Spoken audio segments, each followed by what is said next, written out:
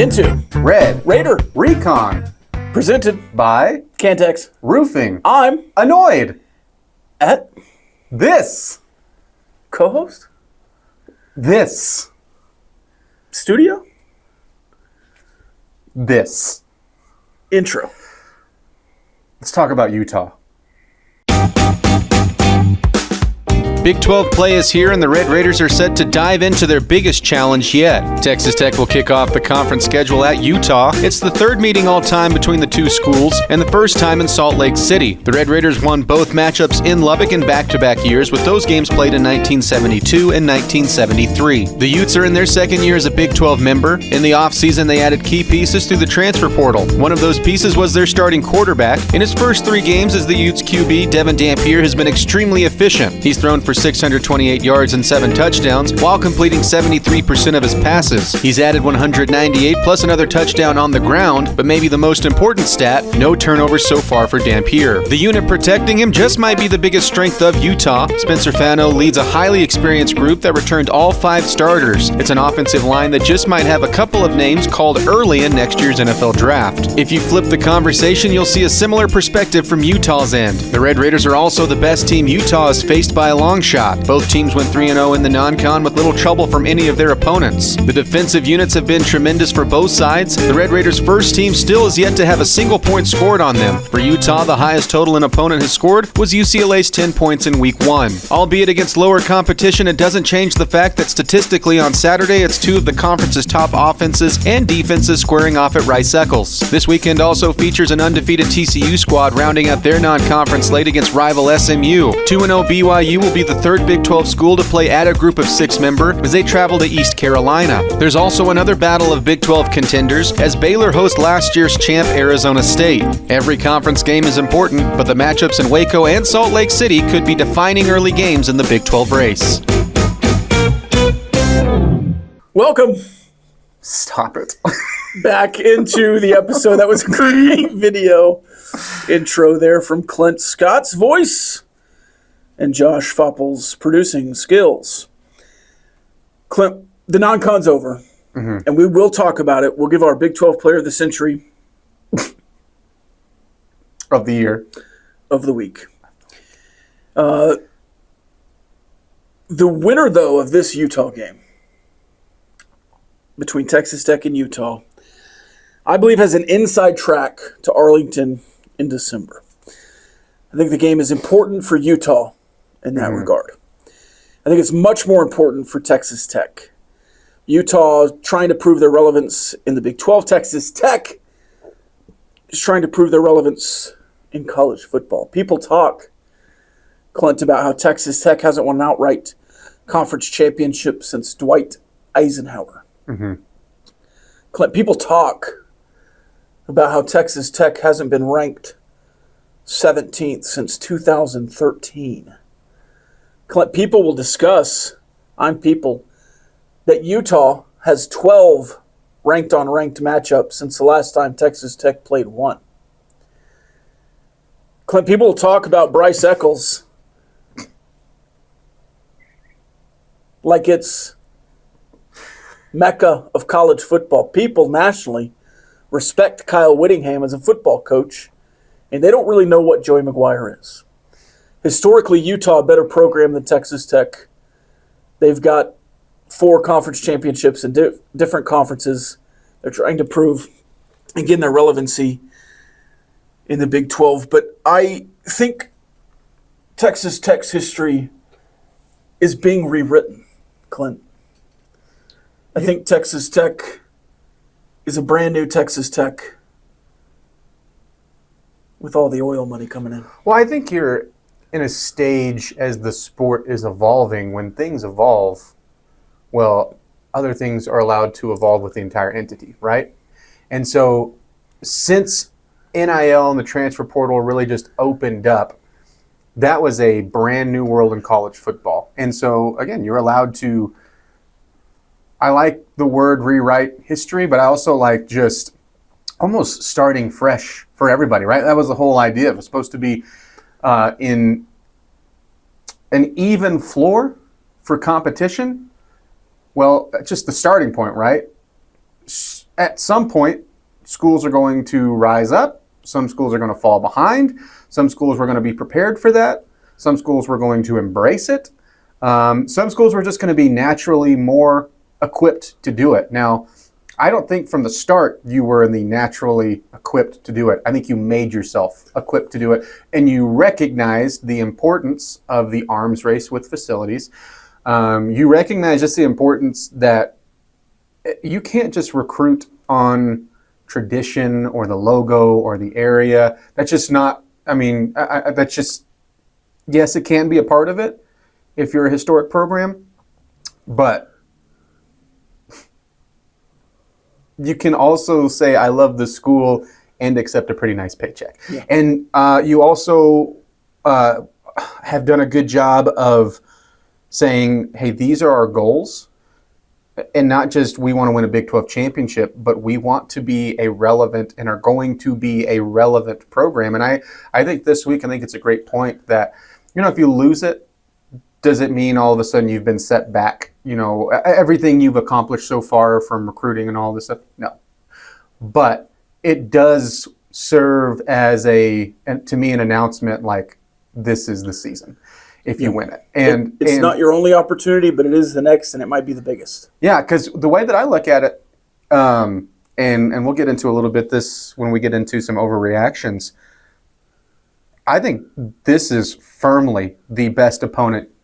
Unless Arizona State finds a way to turn it on, I don't think there's any hope for Kansas State to reach that level anyways. They can find some positive steps, but I just do not see them reaching as that's just the best opponent you're going to see. So I'm going to start there. I think Utah is the best opponent on your schedule. I need to relook at Utah's, but at the same time, I guess I don't really have to because I think you're the best that they're going to see.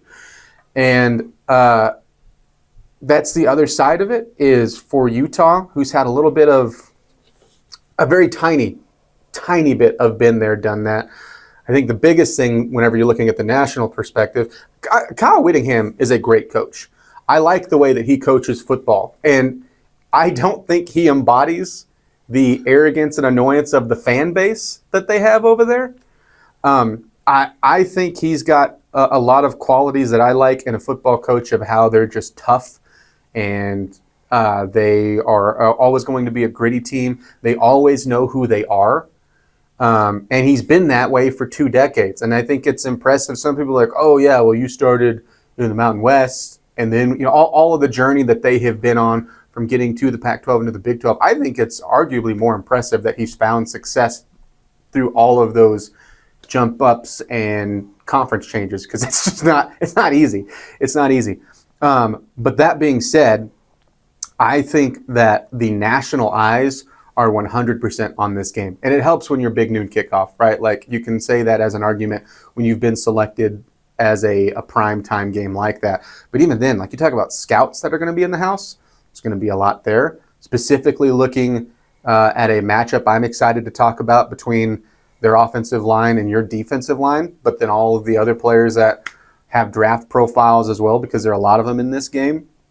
I would venture to guess this is going to be the game that features the most for draft profile guys in the entire Big 12 this year, and it just happens to be your conference opener and their conference opener. So I've loved already talking about this game all week. Didn't look past Oregon State, didn't look past them, but now that we're here, I've loved talking about this game, and this is the one that, if I'm being honest, I've had circled for Texas Tech just because, to be frank, this is the one I want to win the most. I didn't really expect that to be the case coming in to the season. Certainly thought it was going to be a big-time matchup. Mm-hmm.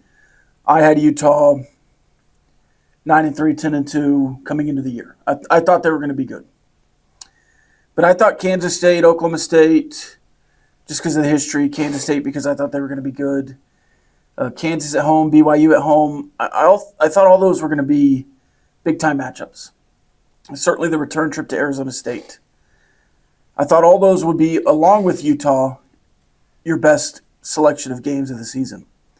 I think Utah's clearing away the top game that you're going to play this year. Yeah, Arizona State just keeps on showing me shaky examples. Even in their win against Texas State, It's like Sam Levitt and Jordan Tyson went Superman a couple of times, but they just can't keep leaning on that. And then, even defensively, they've been good, but they haven't been near what you, or for Utah for that matter, have been defensively. I'm not necessarily suddenly going, well, that's going to be a cakewalk in Tempe, But if I'm, it changes how I'm ranking these matchups from a toughness scale. So, you look at Utah on their schedule, and right now, as it stands right now, it's the only top 25 matchup for them.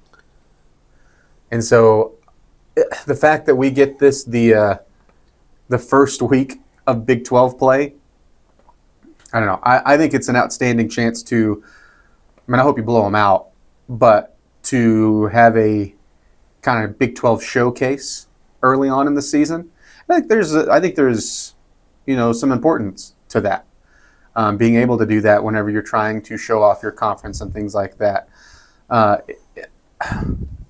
don't know if you both have a good showing and it's a great game and it's close either side of who wins it. I don't necessarily think that it's going like, all right, well, the Big 12 will give you a couple spots. But all in all, you've had to do some damage control from what you've done in the non-conference when you're looking at like the entire conference. But I think you've done a little bit of that, but the way that you started and some of the matchups that you lost with who we expected to be towards the top of the conference, like a Baylor's loss or like an Arizona State's loss, I do think that you have a chance to, show off a little bit for the college football world. So, I just on that point, big noon kickoff, 11 a.m., I think Texas Tech Utah is the best matchup in the country this weekend. Auburn, Oklahoma, ranked matchup. Yeah. Indiana, Illinois, ranked matchup. Florida, Miami, college game day. That was such a farce. That's such a joke, especially coming off of Florida losing to South Florida. Yeah. And then Miami just kind of saying, all right, you've had your fun, South Florida. We're going to dominate you in this game. All while turning the ball over a couple of times. And we're still going to make this look easy. That was such a joke. But, I just... ESPN's going to ESPN. Of the ranked matchups, it's the best one. And maybe nationally, this is a game that everyone should be watching. Mm-hmm. I mean, you might have 5 million eyeballs on this game. And that could be underestimating the peak. All right, let's cuss and discuss the non-con. All right, so if you look at if we're looking at our first three, let me ask you this. Where do you think you were right? Where do you think you were wrong? Well, Clint. Or we were, since we've been discussing this all summer. Yeah, it'd be much easier for me to come up with a list where you were wrong. All right. No, I thought Oregon State would be better. Uh-huh. I thought Oregon State would be better. Even coming into this game 0-2 last week, I said, I think Oregon State will be better. I did not think Reggie Virgil would be explosive like he has been. I certainly thought he would be down the field. And by explosive, I guess I mean having 3 touchdowns and the production he's had through 3 weeks.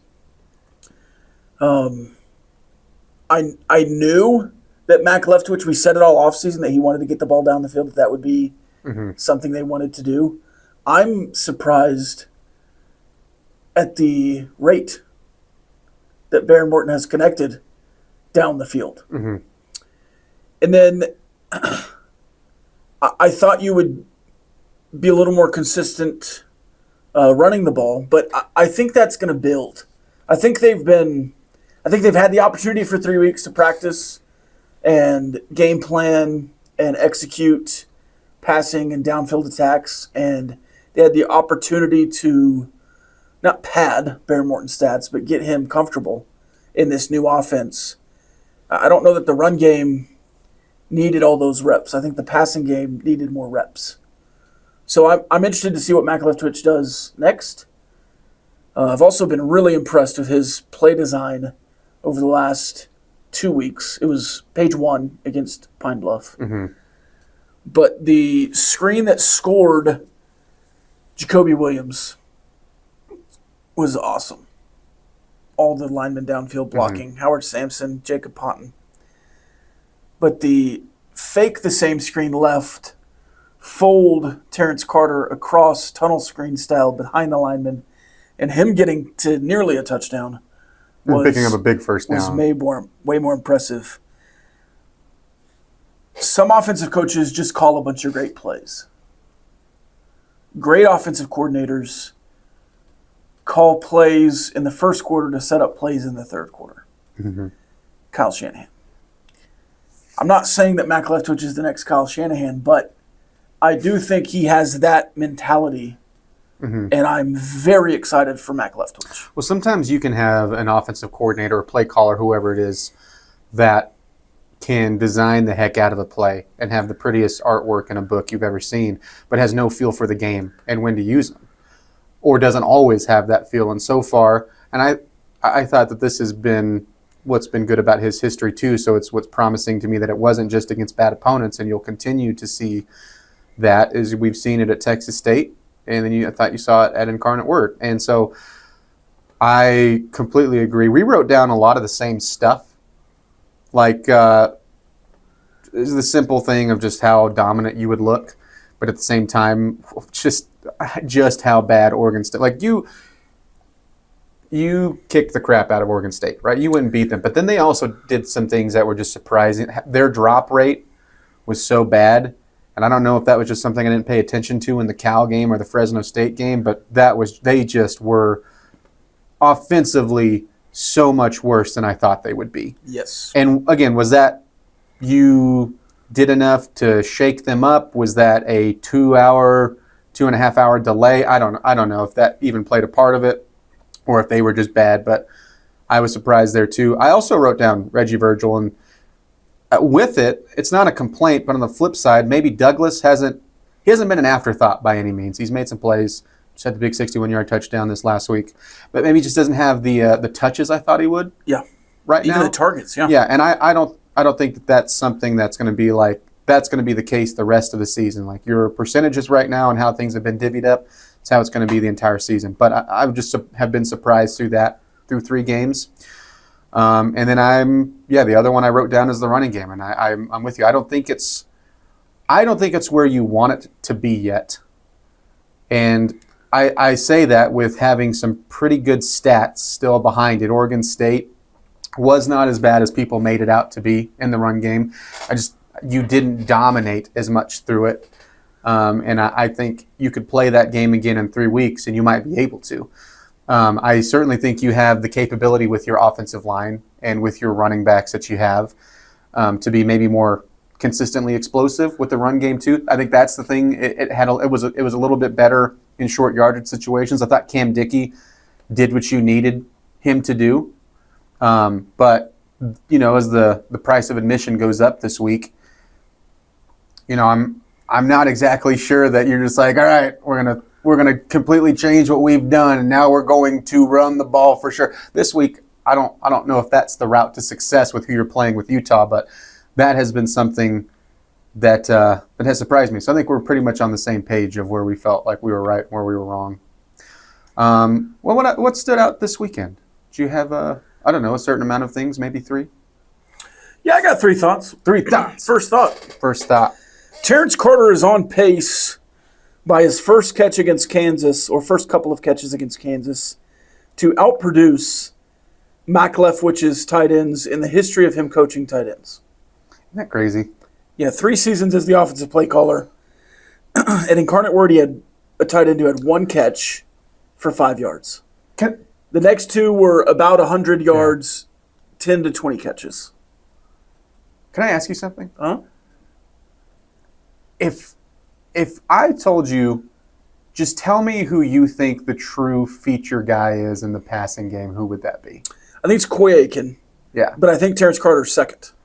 And Aiken has somehow been quiet with that. Yeah. But I'm surprised just how much, pleasantly surprised, just how much in the conversation Terrence Carter. I mean, when you're running RPO consistently to your tight end, like we talk in football all the time about, hey, it's great to have a tight end as a safety blanket for a quarterback. He's not. He can be that. He's not just a safety blanket. Like, he's a guy that is option number one on pass plays and has delivered so far through 3 weeks. I think Caleb and Reggie Virgil will be dynamic threats down the field. Mm-hmm. But I think if you're trying to get 5-6 yards, it's the other two, or Jacoby Williams. Yeah. So that was my first thought. First thought. That Terrence Carter, it's like when, growing up, did you ever have a food that you just thought you didn't like? And then you tried it, and you're like, yeah, that's pretty good. Like Brussels sprouts. Sauerkraut. Sauerkraut is a perfect example. I'd always heard everyone say it was nasty, so I never had it. Or maybe I had a bad sauerkraut one time. Never enjoyed it. But since then, I've had some pretty good sauerkraut and really enjoy it.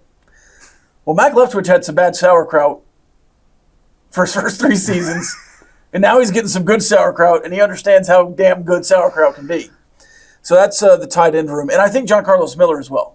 I don't want to shortchange him. You've looked for him. He had a really good catch on the sideline against Oregon State. Almost had another spectacular catch earlier in that game, so it's not like you haven't tried to work him in.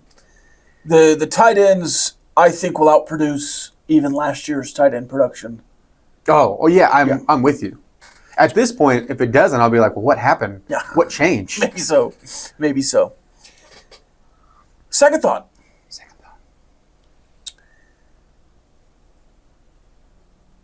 For so long, I've been kind of sad watching the Texas Tech offensive line. And not because they're bad or have been bad, though they haven't been great. Yeah. You just kind of see a pile every once in a while, and then the big boys just kind of jogging up to the pile, maybe putting their hands on it.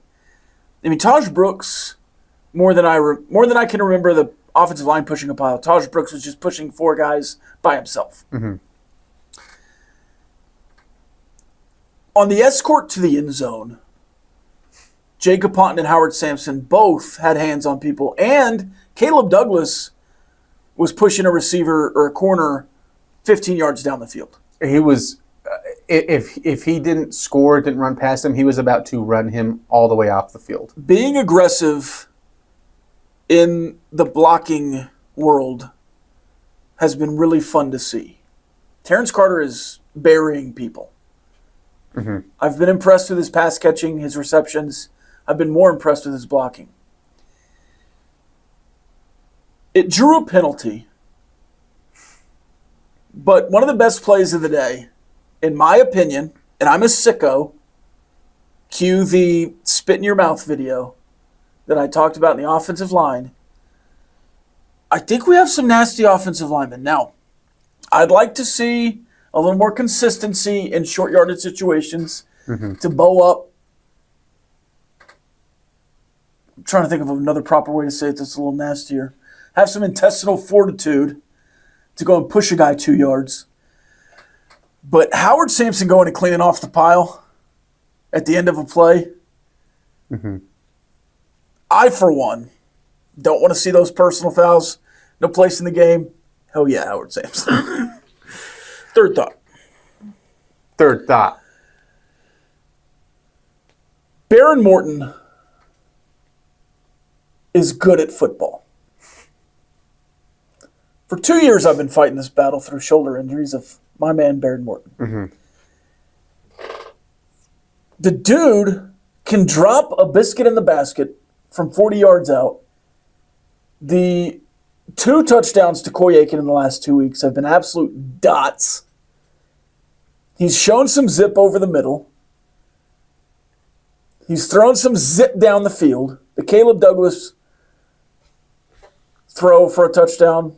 Of course, the guy just falls off him and he runs for 61. But I think Baron Morton is easily the best quarterback at Texas Tech since Patrick Mahomes, since Daggy before him, since that run you had in the 2000s.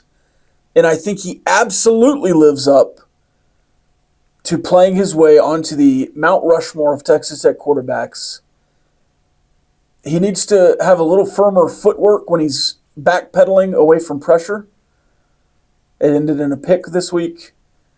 But if he goes, he have 11 touchdowns? Mm-hmm. If he goes 11 for 1 3 times against better competition, or even 8 to 2, whatever it is, 3 more times, hell yeah. You know what's interesting about him? Because still, and this is just, you can do this with a lot of teams, but anytime you say, hey, this has looked really good, and I hear but the competition. Okay, but if you're completing 70% of your passes, right, and I'm here and saying, hey, guess what? That's a good percentage to be hanging around, right? That's a really good percentage to be hanging around.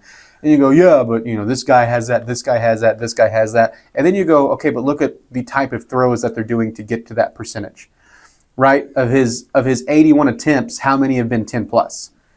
I would venture to guess it's more than a lot of the quarterbacks that also share a 70% or higher. And then you add the 11 touchdowns, and then just the look of it, where a couple of these touchdowns, like the first one to Aiken is a great example, where it has to be in one spot, and he puts it exactly there.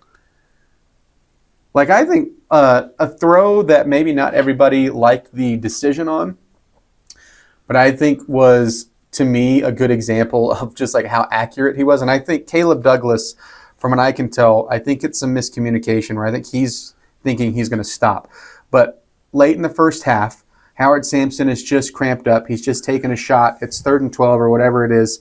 And he throws it in between 4 Beavers, precisely in between 4 Beavers. That was a great throw. It was a great throw. And everyone, I get, why are you throwing it in a quadruple? Well, if he stops there and catches that, I mean, I think right now Baron Morton is seeing the field better than any quarterback that I have watched live consistently in a long time. And that takes the competition part out of the equation because you still have to throw around defenders. You still have to make the right reads. And so, I mean, if that Baron Morton stays here all year long, when we do our, who's your quarterback power rankings, confirmed top 3. If he stays this way, he'll be number 1. But I agree. You want some quick Baron Morton stats? Go for it. 20 plus yards down the field. And I can go find other quarterbacks, not during the podcast, but comment if you want to see other quarterbacks passing stats similar to Baron Morton's. Outside the hash to the left, 20 plus yards. 2 of 4, 52 yards. Between the hashes, down the field, 20 plus yards, 4 for 4, 108 yards, 3 touchdowns. Outside the right hash, down the field, 2 of 7, 61 yards, 2 touchdowns, one of those to Caleb Douglas. Well, no, that might have been up the middle. Because if you're saying 61, that was the total. And he has 2 catches. Koy Aiken touchdown was outside the hash.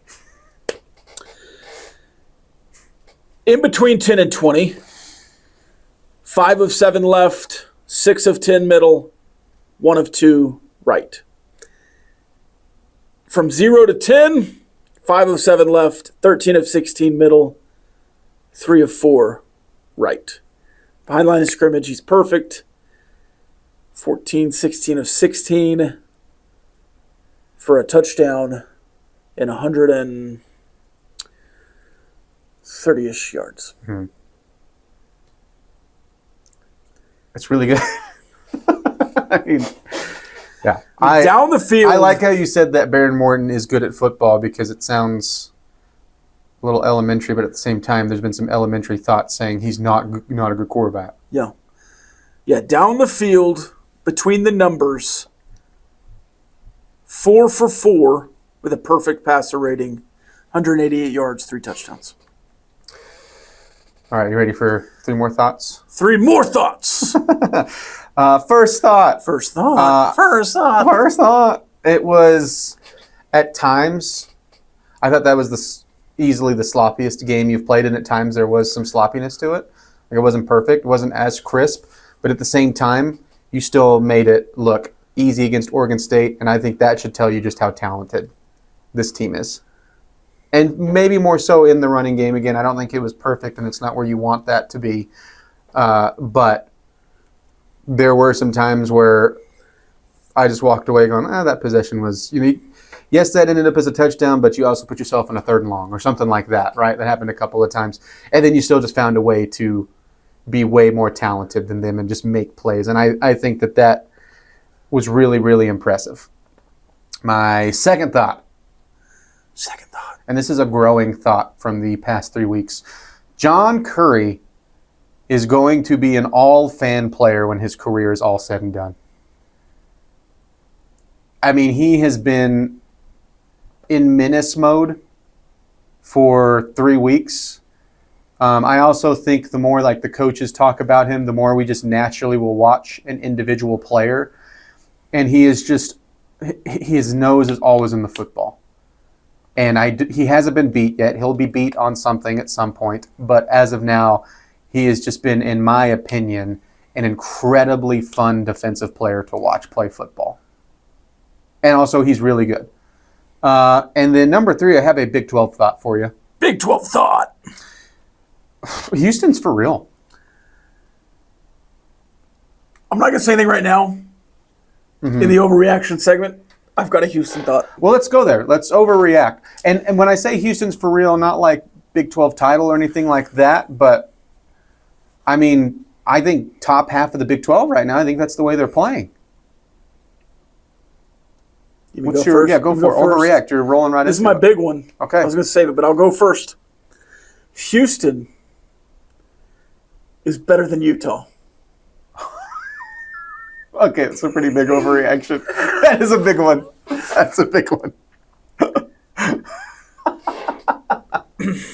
Now, obviously, I'm just overreacting a little bit. Yeah. I don't necessarily think that's true. But if I'm looking out at the rest of the Big 12 schedule for Texas Tech, their next 2 might be their toughest 2 games. Well, this is great to how we started the conversation. Yeah. Like, which game do you feel worse about right now, at Houston or at Kansas State? At Houston? Yes, 100%. What about at Houston or home against Kansas, home against BYU? I think I would go home against Kansas. Slight edge, maybe? Yeah, I had to think about it between that and Houston. And then BYU's clear number 3. No. But I had to think about it. And you know, if you watch them next week and maybe Kansas doesn't look, you know, Kansas beats West Virginia, but it's close and they don't look just overall impressive. Yeah. I mean, that could change really fast. And it helps that Kansas is at home. Mm-hmm. I think it hurts that Arizona State's on the road because it hurts Texas Tech. Arizona State is much better at home. Yeah. And then, you know, neutral side at Houston, I think that helps Texas Tech a little bit, but I think that's a pretty good team. I just think Houston, the biggest compliment I can give to them, and to be fair, it's something that I feel about Utah, to what you're saying. I just feel like they're solid. They've been solid everywhere. Like, they weren't overall explosive against Stephen F. Austin. I don't think they were explosive against Rice, but they played solid football. They continued to do that against Colorado. That's why which Colorado is playing very, very bad football. I don't understand how, and this is going back to Georgia Tech, what was it, 3 first-half turnovers that they were gifted, and you don't find a way to even remotely pull away in that game, at least early. Like, it wasn't a come-from-behind victory for Georgia Tech. They just stuck with them while giving them the ball. And then for Staub, who, and again, in my opinion, fits that offense the best of what they're trying to do. Like, if you were going to have Caden Salter in there, which they didn't, you have to tailor the offense to him a little bit, and you didn't see that in the first couple of weeks. Either way, sorry, that's a whole separate thing. Houston is taking advantage of that, and that was not the Houston of last year. And so Connor Wegman, I think, is doing a fine job. I'm not going to overhype him or anything, but I think he's doing exactly what Houston needs him to do at the quarterback spot. I do like his mobility. And then somehow the defense looks at least somewhat similar to last year, and with a new defensive coordinator, with a ton of turnover with that roster on that side of the ball, that's been very surprising to me. Their defense maybe is the most surprising. Mm-hmm. How about Houston up next? What I believe a bye week, and then they'll go to the team you just saw in Corvallis. And if I'm being honest, I think they're going to win that game by 30 points. Maybe not 30. 21 points. Yeah. All right, you ready for another overreaction? Yeah, hit me with it. Because it's off of that. Neither Colorado or Kansas State are making a bowl game this season. That was my thought last week, was whoever wins the Arizona-Kansas State game is going to go bowling. Mm-hmm.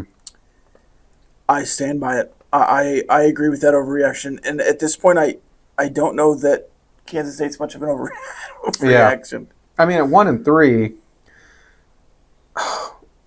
I wonder how many legit wins do you think are on their schedule? Because it's home against UCF after a bye week. They should win that one. But then at Baylor, home against TCU, at Kansas, home against Texas Tech. I'm going, and I know this is weird because you have the whole streak with Kansas. I'm going 0-4 in that stretch unless they just, and this is what we keep saying about them, unless they find a way to hit their stride or find a way to have an offense, find a way to let Avery Johnson do what he's good at. I don't see it. And then they're at Oklahoma State. Who knows how we'll think about either of those teams when that game happens. At Utah, not picking that one as a win. And then home against Colorado. I mean, at 1-3, maybe you're right. Maybe that isn't so much of an overreaction and more of an expectation. But Big 12's, guess what? Big 12's weird again this year. Big 12 is weird again. All right, your less big overreaction. My less big overreaction.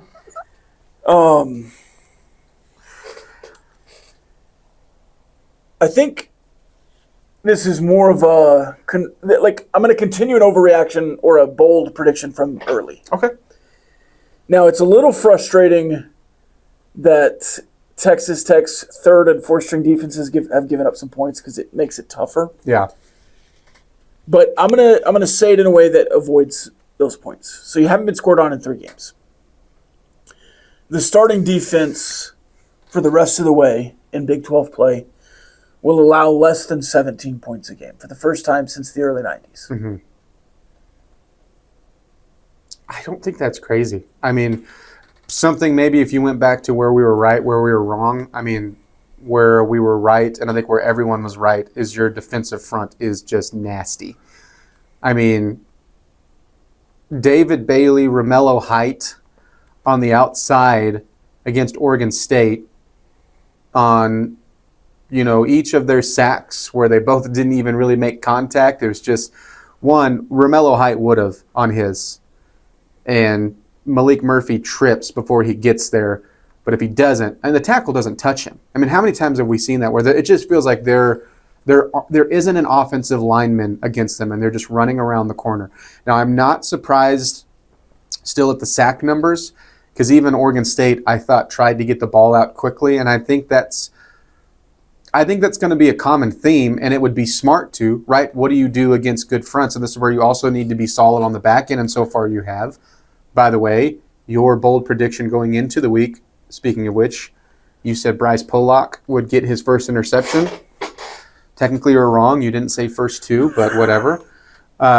You have to be solid on the back end, and so I don't necessarily think that's going to change if you have an offensive coordinator with a brain on the other side. Yeah. So I think that has been really impressive, and that's been the leading charge of how good that first team has looked. All right, my overreaction involves this game this week. And second overreaction, I should say. The winner between Utah and Texas Tech can book a ticket into the Big 12 championship game. Doesn't necessarily mean the loser won't be there too. I 100% agree. That is my prediction also, except I think the winner of this game will play Iowa State. Okay. So yeah, those are the three, winner right? between Texas Tech and Utah will play Iowa State in the Big 12 championship. Okay. I 100% agree. You ready for some awards? Yes. This is the highest honor anybody in the Big 12 can earn. It is the Big 12 Player of the Year. Of the week. Offensive, defensive first. Where do you want to go? Let's go offense first. All right. I'll start. Offensive, I'm going to go to Morgantown. How about West Virginia running back Ty Edwards? 141 on the ground, 3 touchdowns. It helped lead a big win. I don't know how Pitt lost this game, but a big win over Pittsburgh. Your rival 31-24. And I think especially when you add in, I gave them no chance in this game. I'll eat some crow on that. I just think after Jaheim White went down, I didn't think they would have. I didn't think they had people to step up, and Ty Edwards 100% did. I don't know if that necessarily gives me confidence moving forward, but it's certainly something to note. It'd be like, all right, let's look at him again. Their quarterback play is still just as bad as I thought it was. A little bit clutch. A little bit at the end of the game. Sure, you look at the middle work though, and you're turning the ball pretty over. bad in the middle. Yeah, this is where I go to Pitt. Was this Rich Rod's big punch against a rival? Mm-hmm. Because I think they're playing Kansas this week, Mm-hmm. and then they host Utah, who's either going to be riding high going across the country or pissed off. Yeah, going across the country. And I think in a new tenure, it might most likely still will not go well when you look at the overall record, but I think those types of wins have some merit. Yeah, because their next 3 at Kansas, home against Utah, at BYU. Oh boy, man, their schedule. I'm going to keep running through it. After that, it's at UCF. There's your, to me right now, toss-up. And then home against TCU, at Houston, which again now does not seem as easy. Home against Colorado, at Arizona State, and then that final game, Thanksgiving week, against your Texas Tech Red Raiders. Yeah, but I think for what he did this week, I think yes. should have gotten some notoriety. Yeah. I'll take Baron Morton.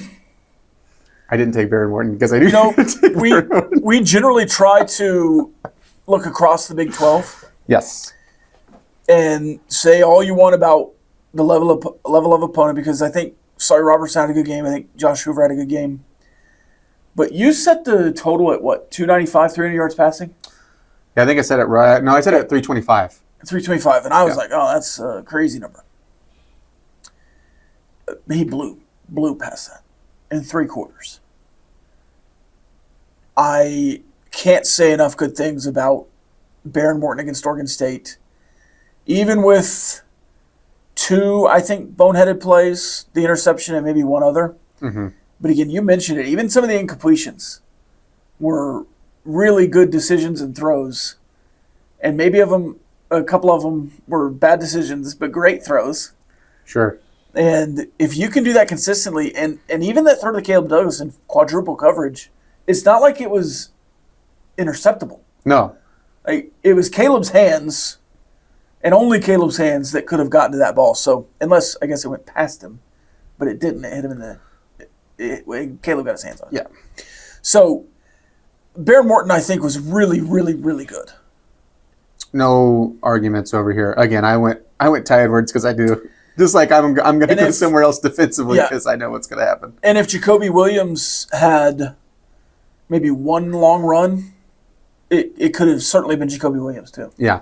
I don't think because we were so, I'm going to say the collective we were concerned about the running game after that we didn't look at all of the amazing things that Jacoby Williams does not fear a third down. No. A 3rd and long. And neither does Matt Cloudwich. So I think everything that you said earlier about like the want to for blocking and stuff really shined through on your 3rd and longs, which kind of hard to tell sometimes because typically you think either you're going to do a give up play here and we're just going to run it against deep coverage, and if we get it a big chunk, we might readdress on 4th down, or if we get it, we get it.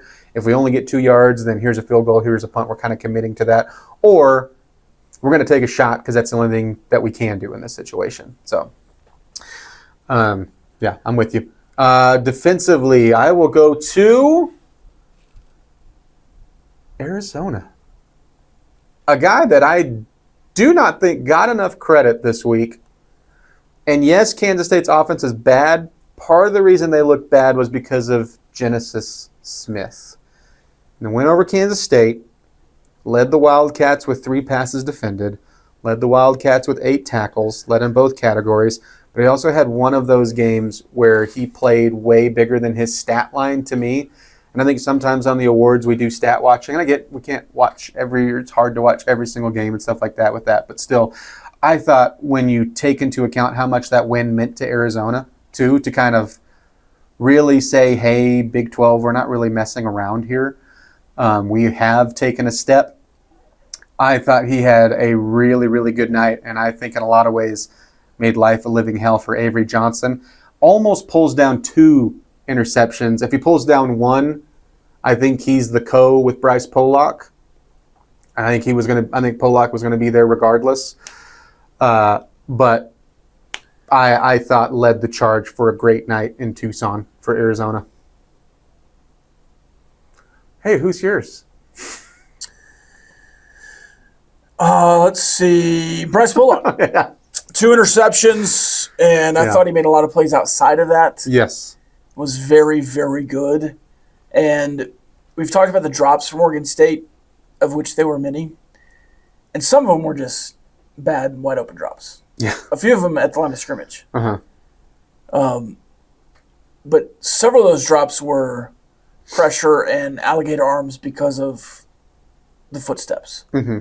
And I think Bryce Pollock was in good position on 99% of the plays.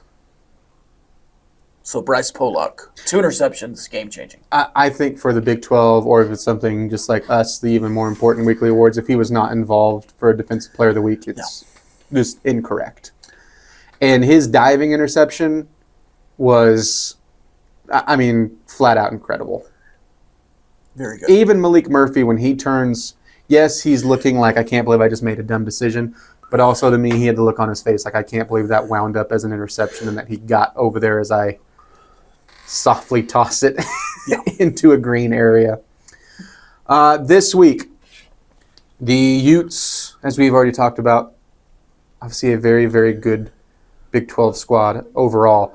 But if I asked you, their offensive line versus your defensive line, is that the best position battle in the Big 12 we'll see all year?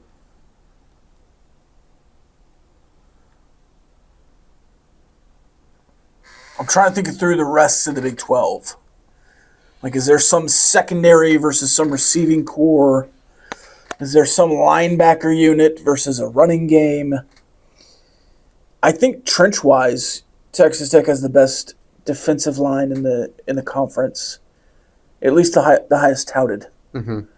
Certainly, they have the highest touted offensive line. I think so. I think, especially receivers and corners, every play touching each other. Mm-hmm. It's a big deal. But I think offensive line, defensive line, it's going to be so obvious who's winning the battle that, I think it's not only a marquee matchup in the trenches, it's, again, 5, 6, 7 million people watching this. Whoever wins this battle, if they shut down Texas Tech or if Texas Tech gets 7 sacks, whatever it is, I think you're really in the mix to be nationally relevant with that unit. To me, if your defensive line wasn't as talented, or flip it and their offensive line wasn't as talented, I think if you reversed it and did the battle of your offensive line versus their defensive line, I don't think that would be anything to scoff at either. But I was with you. I was just trying to think of, yes, you can go this quarterback versus that secondary or whatever. You can do that, probably that a lot. But even then, I don't think there is a matchup that is as highly touted coming into the season and then has done nothing to change anyone's minds through 3 weeks than you have this week. I was trying to force stuff. And I was like, what about the Kansas receivers versus the Iowa State secondary? What about Kenny Dillingham versus a loud opponent? Versus bringing in more than 2 cowbells for a practice. Kenny Dillingham versus a fan base that's more than half full. Mike Gundy versus not saying something stupid to piss off a really good opponent. I just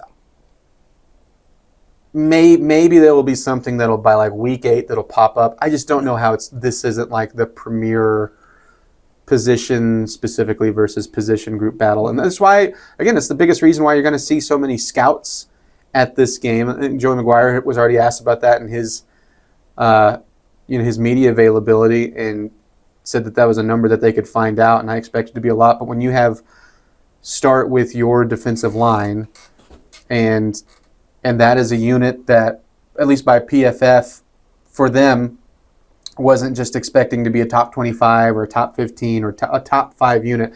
And Utah, I think, was the 7th best offensive line, if I'm remembering right. Yeah. And there's nothing to say that they can't, by the end of the year, as a top 5 unit. You've got 2 guys on the outside who are probably, one for sure is going to be a first rounder. The second tackle probably going to be a first rounder as well. And then you have a guard getting really good grades. That offensive line also has experience altogether, which I think is an added bonus. You can say this every single week, but I think for as big of a matchup as this is and how good those 2 units are, I really think that that's going to be, at least for their offense and your defense, the deciding factor of this game. It may be the leading deciding factor if you're ranking things that you win or lose will decide if you win or lose this game. Like if you are consistently getting or just can't stop the running game to even make Dampier maybe make some questionable decisions, then that's going to be exactly what Utah wants. If they can slow play this because they're picking up, 3rd and shorts pretty consistently, that's exactly what Utah wants to do. But on the flip side, if you can, control the running game, Devon Dampier hasn't turned the ball over yet. And I think that's really impressive. I think what they have done and what they have... Hasn't thrown an interception yet. Did he lose a fumble? I'll confirm. Go ahead. I'm sorry. Either way, hasn't made an outright just awful turnover, what are you doing sort of play yet. And that was expected coming in. He had, 12 touchdown passes, 12 interceptions last year? And this last week, maybe you go, boy, he almost had one where against Wyoming, right? He is back there, has all the time in the world, still drops a football and then throws a touchdown out of it. I think what he has done, at least for taking care of the ball, has been really good. And I think part of that is because he's had time in the passing game against UCLA, certainly against Cal Poly and against Wyoming. If and when they've needed to do some play action or do the passing game, he's just had all the time in the world to find an open guy and really hasn't had to force anything at all. So this is where you have to really test that with your defensive line, right? I thought that was Devon Dampier that fumbled. It was Nate Johnson. Yeah, I didn't think he had, but 0 turnovers. I've been saying all week that Devon Dampier had a fumble. Yeah. My apologies to Mr. Dampier, to my king, Devon Dampier. But can you be the defense though that fixes that? Because that Dampier still is in there, and it just hasn't been tested yet. Or I think it's still in there. Yeah, I would like to look at. I would like to look at and really dig into some analytics on Dampier last year, because people see that 1-to-1 touchdown to interception ratio and say that looks really bad. He ran for 17 touchdowns? A ridiculous number. So his touchdown to interception ratio, production-wise, was not as bad. And 12 interceptions in a season, if I just told you the interception number, it's not like rookie Peyton Manning, where he's throwing 30 of them. So I do think that he is a little better than maybe we perceived at taking care of the football. But if Texas Tech wants to win at Rice-Eccles in Utah, you have to create turnovers. Mm-hmm. Have to. And the most likely way to get a turnover is to pressure Dampier, not allow him out of the pocket, not allow him to get free, maybe get him in the grasp, and have him throw a bad pass. If I may, on Dampier, what I think last year, what got the turnover prone was how his interceptions came. Because typically he didn't just throw an interception a game, but he also didn't throw he didn't throw any in the final 3 weeks. But usually it was also when he was throwing those interceptions were the games that he had to throw the ball more. Yeah. And so that's where I don't fully think that has been worked out of him yet. If he maybe it has, who knows? But Right. There's only one way to find out, and that's force him into erratic plays. And I think what I think is important about this week is you can't just on the defensive line or however you want to say it, you can't just make a play. Typically with quarterbacks like this that are as dynamic as him, you have to make 2 plays, right? It's the original one to beat your offensive lineman and and this is specifically just talking about passing plays. When you flush him, this is where the second play needs to be made, right? Like either that guy makes the play to bring him down or whoever is sticking with their rush lane discipline, everything we know about schematic-wise, what's important of containing a quarterback, which is great to say out loud, but harder to do right whenever you're up against it. And that's what I think that this defensive line, that's where this is going to decide some things. Because if you can make those, hey, he tried to flush, and when he ran out, oh, there was Romello Hyde, there was Skylar Gil-Howard, and you brought him down. Or there's where you see your erratic throws. At the risk of being clipped on Saturday afternoon, is it fair to say Utah is not built to come back from a large margin because Dampier is so erratic? It doesn't seem like they are. It seems like if you get them in any sort of shootout conversation, if it's a lower scoring game, but they're down like 24-13, it doesn't seem like this is the offense that you would feel comfortable going like, they can do this. Yeah, it's much more likely they have a 21-play, 9-minute, 17-play, 8-minute kind of drive that leads to a field goal or a touchdown than it is for them to have a 2-play, 27-second drive. Mm-hmm. That's just how they're built, and it's how they've been, and it's how they win games. Texas Tech leads by blank, needs to lead by blank to say that they've won. You know what I mean? If Texas Tech gets up by this number, you'd be very confident that Utah wouldn't come back. Oh, okay.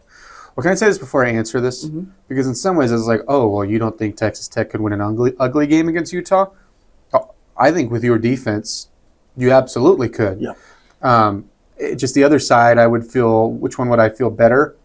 I'd feel better on the one where the offenses are scoring the ball. I'd feel best in a blowout. Yeah, well, sure. So, like, what, like going into the fourth quarter, or? Regardless. I think at any point, if you get up by 21 or higher, I'm like, you've won this game. I was going to say 17, because I also think the offense can keep scoring. Mm-hmm. That's something that we've not seen needed to happen, right? You've been up by so much, even a couple of touchdowns at the end of a game doesn't bother you. But if you're up by 21, let's say, and it's the opening of the third quarter, and they go score, and you're up 14, in the past, it's kind of been a ball control. Let's shift to something we're not. Yeah. And you've seen some 3-and-outs there. And now all of a sudden they score again, or you go for it on fourth down at your own 37, and they have a short field to kick a field goal. Now it's a 7-point game or a 11-point game, and then you get tight, right? Mm-hmm. So you pucker up a little bit, right? Yeah. I think that even at halftime of Arkansas Pine Bluff, hey, Will, we're not going to go out there on the ball. We're running our offense. Mm-hmm. I think Mac Leftwich and Joey McGuire are much more apt to just go out and do what they know is successful, and they're going to try to score every drive. Mm-hmm. And nobody's worried about setting any kind of personal mark. Not that was a negative last year, but you're not going to try to shoehorn an inside zone game because you need to have that happen. Mm-hmm. You're going to, in the course of the offense, be balanced. And I always say balance and then add the contingency that it's Mike Leach balance, so that everyone on your offense is touching the ball. It's not run pass. It's not Morton and the running backs. It's not the receivers. Everyone's touching the ball. That's balance. And I think you've been really good at that. And I think you've also been good at identifying situations where guys can succeed. Mm-hmm. I'm very intrigued on if the run game, like if you're saying run game, pass game against 3 bad defenses, is it more important to get passing reps or running reps? I would say passing. Mm-hmm. Because the run game is just, at some level, you can practice that against anybody, right? And you're practicing it really good against your defensive front. But the passing game in those situations against defenses you don't know and don't see every day and know how they'll react, those are really good opportunities. So I wonder if you do run the ball more against Big 12 teams, you might just be an Atmo team. Well, I think the best part of this offense is you're really going to be the coach speak. And I know every coach says this, but you're going to take what the defense gives you. And that could be something when you're specifically just looking at the passing game. Yeah, I'm going to take what the defense gives you. And the defense gives you a one-on-one matchup on the outside. Guess what you're taking? And so I thought Coach Leftwich, had a really good answer when he was asked about that. He's like, yeah, we're trying to be balanced, but at the same time, I'm not worried about being 50-50 pass run game. I just want to score points. I want to do what is working with the offense. That is my verbiage of it, but I think you've also seen that through the first 3 weeks. And with that, with Utah, I don't know, maybe this is crazy because I do think they have a really good defensive unit, but what you've shown so far, and as I say this, it needs to start with your offensive tackles need to have a really, really good day.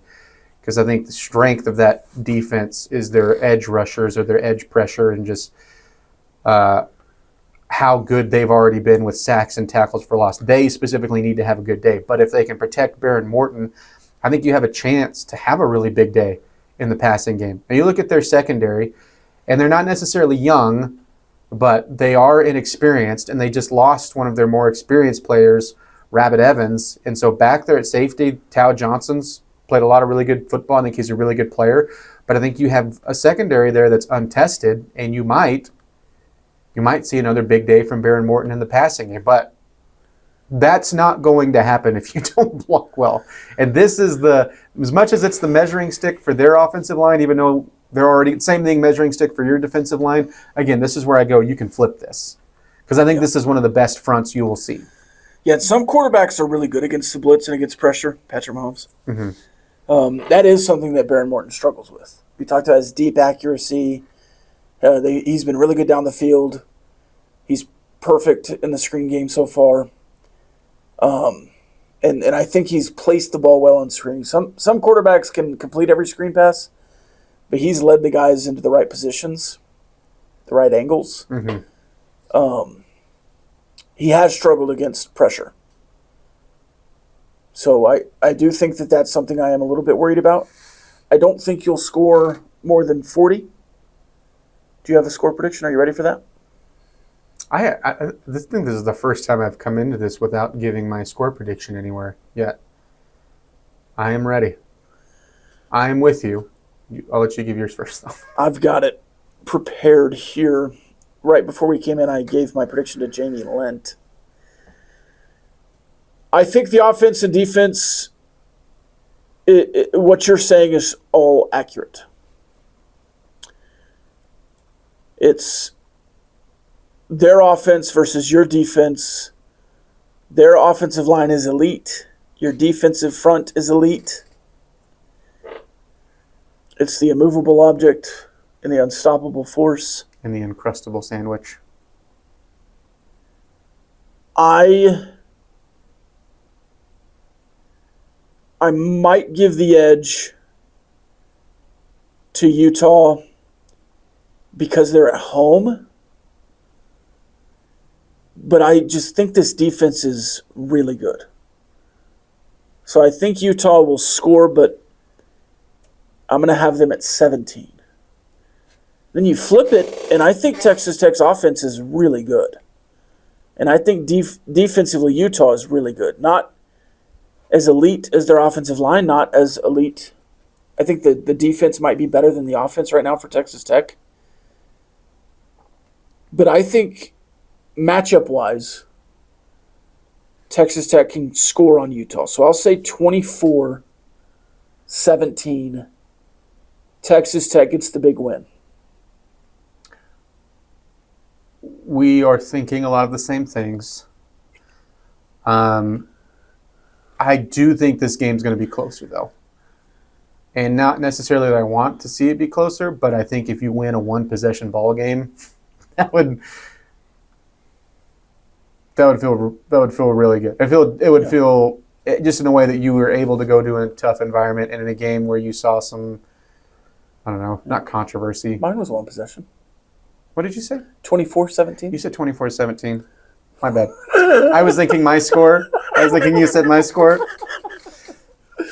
So I'm thinking of a higher scoring game. Okay, all right. My brain, my bad. I was like, wait, did I say the wrong? Because I totally would do that. I totally would say the wrong number. I was like, wow, 31-17. Holy cow, that's a good day. Okay, yeah. I think, So Texas Tech scores 31. 31. I think Utah, if your defense is going to average the 17 points, you're going to have higher, lower. I think if you said which offense do I think could score a little bit more against you, it would probably be Utah. And the home environment, I think, plays into it. I'm not giving it a big score, but I think 31-24. So we're on the same page of a 7-point win, one possession win. That's, so like I said, a touchdown more for each. Yeah. Okay. I think you'll see as good as the defenses are. Yeah. And you may see a big turnover, and that's what helps the Utah score, something like that. Because yes, you turned the ball over. You've had a fumble that really didn't mean anything to you, and in the end, the interception last weekend didn't really mean anything to you. But maybe you run into that first turnover that really, really could affect the game if you don't battle back past it. So I'll go 31-24 Tech. All right. You got a fan question? Oh, let's look at the Big 12 as a whole. Oh, yeah, TCU versus SMU. Interesting. Battle for the skillet. Final. Oh, that's right. It's so weird. I just don't know what to think of TCU yet. Yeah, I'm not a Big 12 guy generally. I certainly don't root for TCU outside the Big 12. But I want them to beat SMU by 40. Yeah, I agree. Yeah, so I'll take TCU to win and cover 6.5.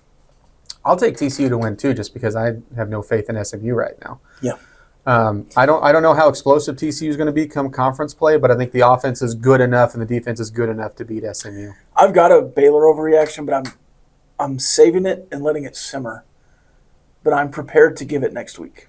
Okay. Well, write that note down. Okay. Speaking of Baylor, they're hosting Arizona State this week, which that game still carries a ton of Big 12 contender weight, but it may be in a different way.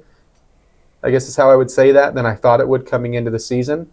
Because when I was coming into the year, I picked Arizona State to see Texas Tech on the other side, even though even you saw them and you didn't see Baylor. But if I remember correct, I've at least thought this. I think I said this during one of the episodes against Arizona State. Whoever won this game is who I was going to pick to be in Arlington when you got there. Now it's like the opposite. Whoever loses this game, I'm going to say there's no way I'm picking them to get to Arlington. Maybe since it's at Baylor, Arizona State could hang around a little bit, but still, I just the way those two teams are playing right now, I just don't see the loser. They'll certainly fall to a different tier. Yeah. Baylor favored by 2.5, and if Kenny Dillingham thought those cowbells were crazy, just wait till he sees the Baylor line. Wait till he sees all 10 children run onto the field. By the way, we haven't talked about this. Yeah. I hope the Utah Splish Splash or whatever they're calling it happens. The Splash Mountain. Whatever. Yeah, that was... All right, everybody. We're going to grab our water bottle. First touchdown of the game. Yeah. That would be so funny if everyone's invested in that, and that was like they didn't score until the second half. Yeah, but they still do it. With all the water's gone. Yeah. Sorry. I meant to bring that up earlier. It just kind of popped in my head. Can I Baylor minus 2.5. Uh-huh. I think Arizona State losing to Mississippi State might have saved their season a little bit. Jordan Tyson's the best receiver in the Big 12. Yeah. I'll go Arizona State on the road wins a close one. But they'll need to score because I think Baylor can score points. I don't trust Arizona State's offense as a whole. Yeah, Sam Levitt has not been good in the air. I thought he was much better against Texas State, but again, it's just... He had some really good runs against Texas State. But I also don't trust Baylor's defense. Yeah. I think I'm going to take Arizona State. Okay, yeah, me too. I think they're going to win it. Yeah. Can I throw this game out there just because I think it's funny? Yeah, let's run them all. Okay. Speed run them all. Tulsa at Oklahoma State. Blackout. Friday night. Youngest coach in the American over at Tulsa, 4th in FBS. Yeah, Tulsa will cover 13.5. That line is insane. You know what's interesting is that they gave, I'm not saying Tulsa is a good team or anything like that, but they gave New Mexico State and Navy a decent fight. I'm just saying this for an Oklahoma State that has no idea what they are right now, and neither does anybody else. I know they're bad, but just how bad, who knows? Yeah. I don't think they will lose this game, but should they stumble, there would be some very, very, very, very interesting Gundy conversations happening on the other side. What if I stumble? What if I fall? What if I lure my step, make fools of us all? I don't know what song I'm singing. What song is that? Will my walk continue? What are you singing? What if I stumble? Why are you still singing? What if I... You never heard that? What is it? No. DC Talk, baby. Oh, okay. So UCF is hosting North Dropping Carolina. my cover a Jesus Freak later on. Okay, I know that one. UCF hosting North Carolina, 6.5 point favorite at home. Another game I have no idea what to do with because I don't know what to do with either team. Yeah, UCF minus 6.5 is a little bit interesting to me. I don't think either of these teams are good. No. A little bit of a mid-off here. I think UCF has been better. Excuse me. I think mid-off might be too kind to both of these I think programs. UCF's better than I expected a little bit. Maybe North Carolina is exactly what I expected. I'll take North Carolina to certainly cover. I don't know who wins this game, but I'll take North Carolina plus 6.5 and not give you a winner. I'm going to say UCF wins this game exactly like they beat Jacksonville State. Yeah, Which means they'll cover. Low scoring, ugly game. So I guess that means if they're winning 17-10, but it's tied and they score a touchdown. It's cover, but it didn't really feel like they did. Yeah. Kansas at West Virginia. Kansas, boy, this line has moved since I've seen it last. 13.5 point favorite against West Virginia. What I think is interesting about Kansas is I think the bye week came at a really good time for them mentally. Yeah. Because they did a lot of nice things, a lot of scary things against Missouri, and had every chance to win that game at the end, but instead they didn't make plays, and the score made it seem like if you just looked at the final score that it was worse than it was, but they had every shot to win that game against Missouri. But it was an emotional loss. New day and age, I didn't know if it would be, and it certainly felt like it was to that team. But they have a bye week, so I think they reset, and I think they're going to be – I'll probably pick them to cover in this game. I'm going to pick them to cover in this game. I'm laying the points. Kansas wins and covers. That's what laying the points means. Thanks. BYU, the third Big 12 team this year, because it was just the two last week, to travel to a group of 6 Strange. school. 7.5 point favorite at East Carolina. East Carolina gave North Carolina State all sorts of fits. Yeah, Dowdy Ficklin Stadium. Shut out Coastal Carolina 38-0. Yeah, I'll take East Carolina to cover here. I'm going to cop out and not give you a winner again, but I'll take East Carolina to cover. I won't cop out. This is my upset pick this week. BYU's offense, especially going on the road, not that I think like East Carolina is this daunting environment. Yeah. I just don't know how much I trust Bear Bachmeier on the road. Yep. You don't think Dowdy Ficklin is a daunting environment? I just like saying the name.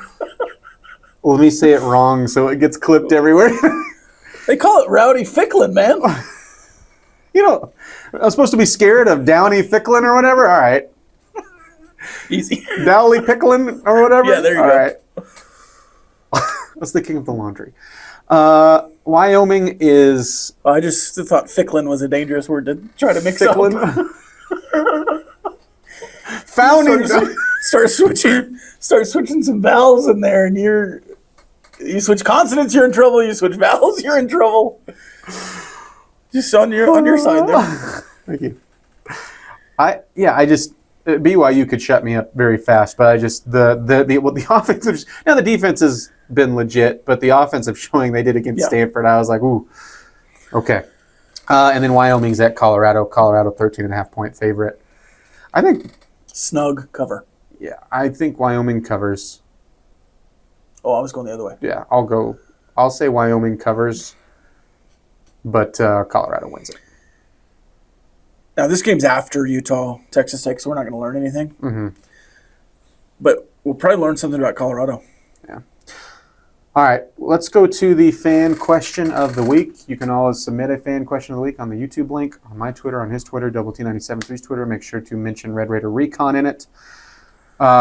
Should Devon Dampier be on the Heisman watch list? Or I guess this is the Heisman watch list. I think he's been on some Heisman watch lists. Probably how that should be worded. If Texas Tech wins the game, not only will they participate in the Big 12 championship game, Baron Morton will shoot up the odds even further to win the Heisman. Devon Dampier, I expect the same. If Utah is 4-0 and Devon Dampier gets through this defensive line clean, and Beck and Dampier, if he has a rushing touchdown or two, a passing touchdown or two, and they score 28 points on a starting defense that's not given up a point yet, yes, I absolutely think Devon Dampier or Baron Morton will shoot up the Heisman odds list with a win against the opposing team. I think if we're talking about just because everybody that's a major publication has their own Heisman list, right? Like here's On Threes, here's the Athletics, whatever, and then here's the actual Vegas odds. I think if you're talking about the individual ones, to me, going into this game, if you do have Devon Dampier in your top 10, you have to have Baron Morton in your top 10. That hasn't always been the case. But I'm with you. I think this will work itself out. I think the winner will just naturally progress with that, and they should. So, all right. That's going to do it for this week's edition of Red Raider Recon. Next week, well, we'll get to focus on reaction of you, but we won't look ahead much to an opponent because it'll be the bye week. Maybe early look at Houston, and then the rest of this wacky conference we call the Big 12.